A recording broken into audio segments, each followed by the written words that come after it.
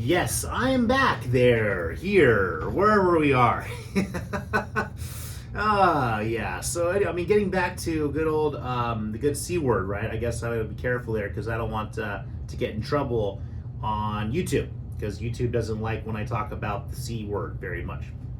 Come to find out, yeah, because I guess I violate their quote unquote misinformation guidelines or whatever that ends up being there too. So, but I guess I'm not banned on Twitter, so that's a good thing. But yeah, so good old China, right? I guess the Chinese are also not very happy with these COVID lockdowns.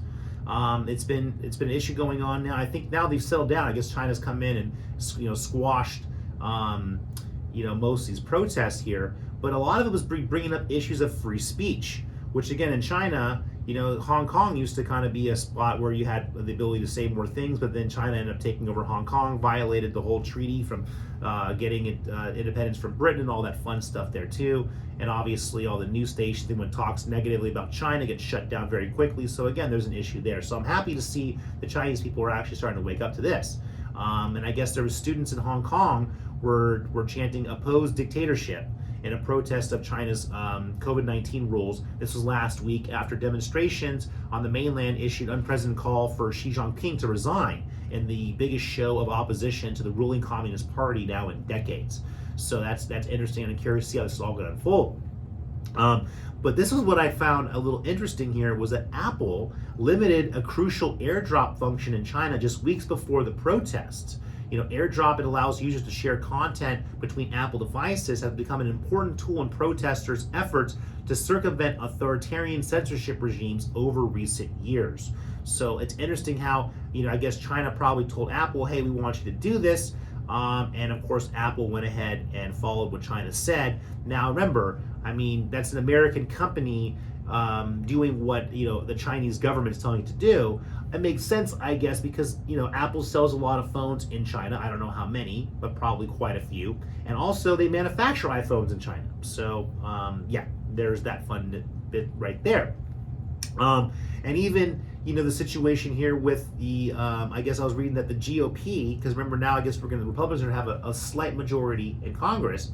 They're looking at ending the military vaccine mandate. So they're saying, well, we're kicking out, men and women in the military. It's like, yeah, that was the whole thing. So you did a mandate, and a lot of people that you remember, the military is struggling to get new recruits. They're below the numbers they want to be at. And then they decide, hey, we're going to start kicking out people because they don't want to get this quote unquote vaccine. So again, hey, that was their decision. Obviously, they're realizing now, almost 3 years later, that it was a mistake. And then back to go to China here. The U.S. Navy, I guess this last week, dismissed Beijing's protest over a freedom of navigation operation conducted near a Chinese-held island in the South China Sea, and the latest incident drawing new attention to one of the world's potential military flashpoints. Now, this has been a big issue in the South China Sea. China's been warning us to stay out of their backyard, and we keep rolling around saying that, these are international waters, and we have the right to navigation. It's like, yeah, you're really kind of pushing the limits of America here. Do we really need to be sailing all of our military ships through the South China Sea? What's the purpose? They're saying, well, we want to keep it open for international trade. Well, okay, interesting. I like your excuse there. And this is what good old Anthony Blinken said here, our Secretary of State, says, we do not seek conflict with China. On the contrary, we want to avoid it.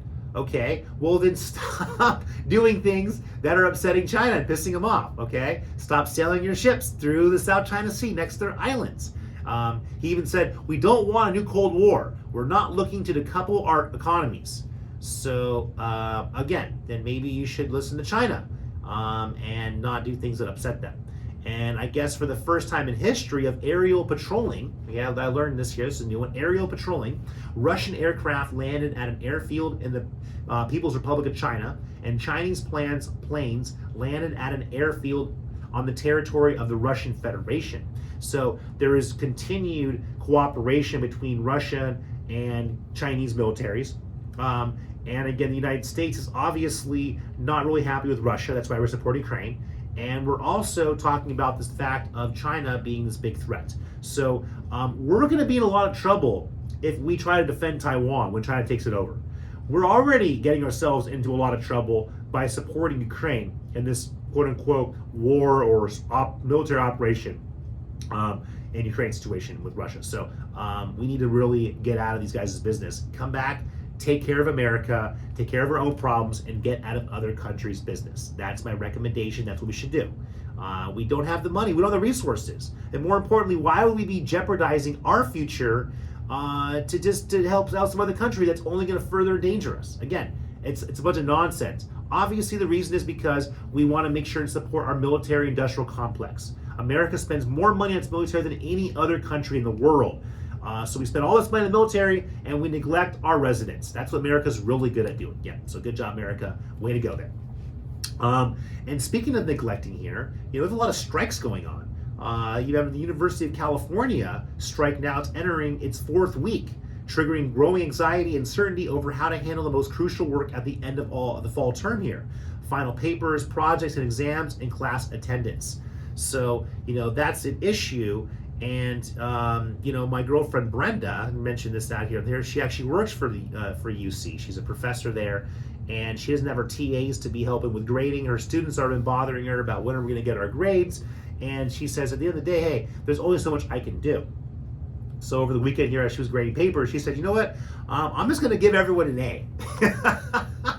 I don't have time to go through it. It's true. I mean, how are you supposed to go through and grade? She's teaching 2 classes, one with 160 plus students, one with 60 something students. So we're talking, well over 200 plus students that are all going through and grading all this all by yourself, which normally would be done by her and 3 other TA assistants. So I agreed. I said, yeah, if they participated, but they started looking through it. And some of these people, they didn't even do spell check. I'm like, oh yeah, maybe you should give that person a B or maybe give them a C. So I feel bad for her and a lot of these overworked University of California employees.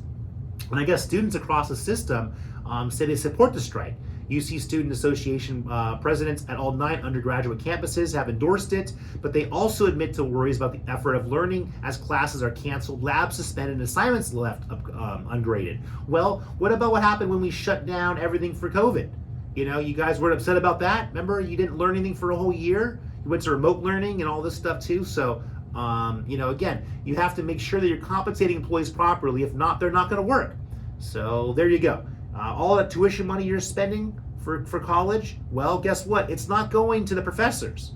So it's going to someone else. So maybe you should start looking into where all your money for tuition's going and figure out a way to make sure you're paying your instructors and your TAs and your faculty more.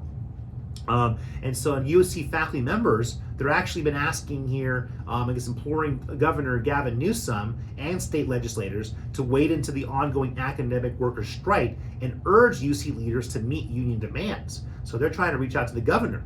In a letter signed by faculty of all 10 UC campuses, it called on Newsom to push university leaders to bargain in good faith with the United Auto Workers Union when it comes to trying to end this thing as soon as possible.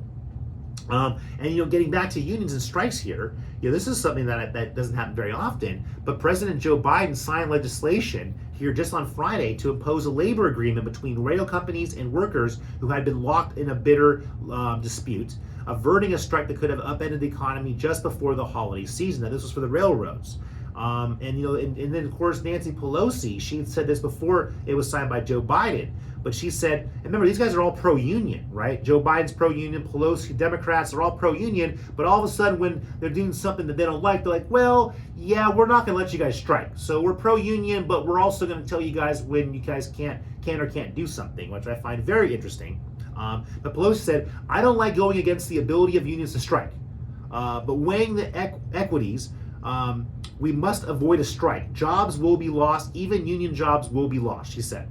So, okay, you don't like going against the union's ability to strike, but yet you are. So you're doing something you don't like. Interesting. Yeah.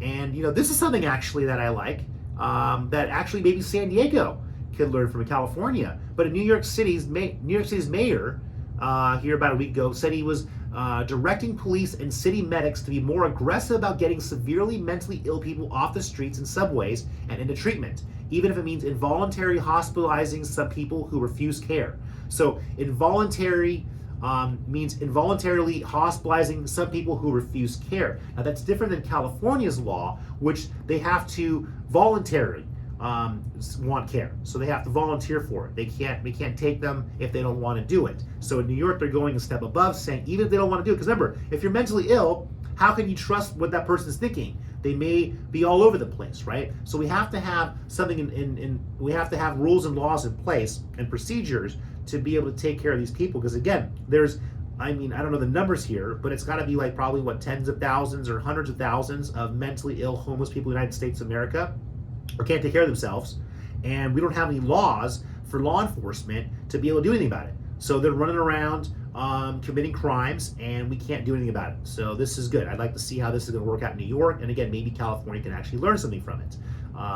But again, at the end of the day, we're spending way too much money. We're putting way too many resources into homelessness, and it's become a huge industry.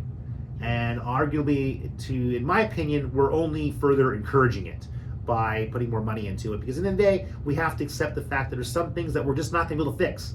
There's humans that are broken. When the mind is broken, it cannot be fixed. So you're going to have to find some place to put them, and you're going to have to find who wants to pay for it. Because again, right now with this, remember the inflation and all the pricing going up, people can't afford things. They can't afford to buy homes. Well, how are they going to afford to take care of homeless people? Again, more questions with no answers. But one thing that I actually this is gonna be the closer here today, because because I think this one's absolutely hilarious, and I can't wait to see how this one pans out. But supervisors in San Francisco voted to give city police the ability to use potentially lethal remote-controlled robots in emergency situations.